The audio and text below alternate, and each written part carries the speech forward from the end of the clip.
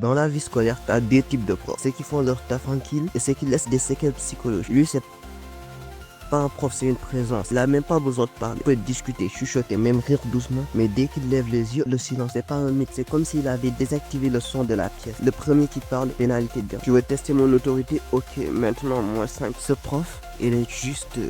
C'est un élève modèle ou le clown de service, il te met au même niveau. Par contre, il est imprévisible. Un jour, il rigole. Le lendemain, il t'envoie à col parce que t'as éternué trop. Bref, lui, c'est le boss de fin d'année. Faut pas jouer avec lui.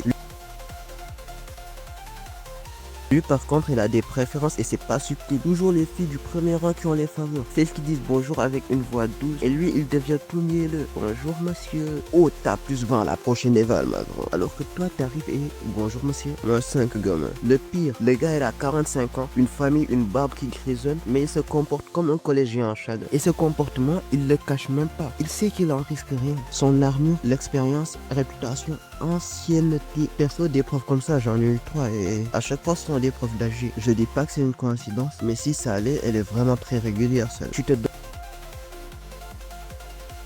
donnes à fond, tu transpires, tu fais une paire olympique à un 12. Pendant ce temps, une élève fait 40 mètres en 40 secondes, elle a un 17. Et tout le monde trouve ça normal. Même les féministes de la classe, zéro réaction, silence complet. Ouais, je comprends qu'on puisse adapter les barres, mais à quel moment un gars saute 2 mètres en longueur pour un 3 et la princesse de la classe fait pareil et chope un 17,50. Là, c'est plus de l'adaptation, c'est une mission caritative. Et le traitement, on en parle. Nous, on est là, on court 10 fois le tour du terrain sous le soleil. Et monsieur tranquillement posé à faire des exercices de gymnastique avec ses chouchous, t'as envie de péter. Monsieur, tu penses que je vois pas ce que tu fais? Ça reste entre nous et retourne courir, champion. Conclusion, des profs bizarres, injustes et même flippants. On en a tous croisé au moins une fois. Mais certains, c'est pas des profs, c'est des personnages de manga, version méchant secondaire tout simplement.